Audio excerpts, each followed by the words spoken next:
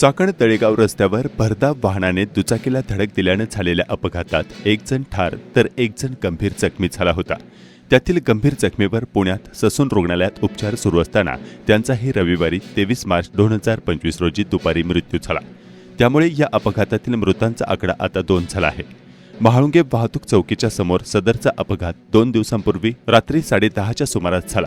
यामध्ये गौतम कांबळे वय वर्ष 28 राहणार चाकण यांचा जागीच मृत्यू झाला, तर मुकेश गायकवाड वय वर्ष 32 राहणार दापोडे हा अत्यंत गंभीर जखमी झाला होता। त्याच्यावर अतिदक्षता विभागात उपचार सुरू होते।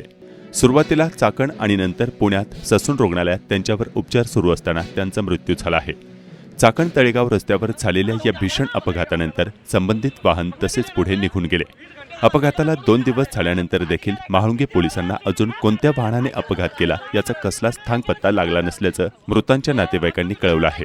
प्राणघातक अपघात करून पळून जाण्याची आणि अशा वाहनांचा शोध न घेण्याची प्रवृत्ती बळावत असल्याची नागरिकांची तक्रार आहे। त्यातच पोलीस ठाण्यांच्या हद्दीत घडलेले अपघात आणि घातपात यांची माहिती पत्रकारांना मिळू नये याची खबरदारी पोलीस स्वतःच घेत आहेत। अशा अनेक घटनांची माहिती दडपून ठेवून सर्व काही आलबेल असल्याचे चित्र निर्माण करण्याची स्थिती आणखीनच चिंताजनक आहे। दरम्यान अपघात करून पळून गेलेल्या वाहनाचा शोध घेऊन कठोर कारवाई करण्याची नातेवाईकांची मागणी आहे।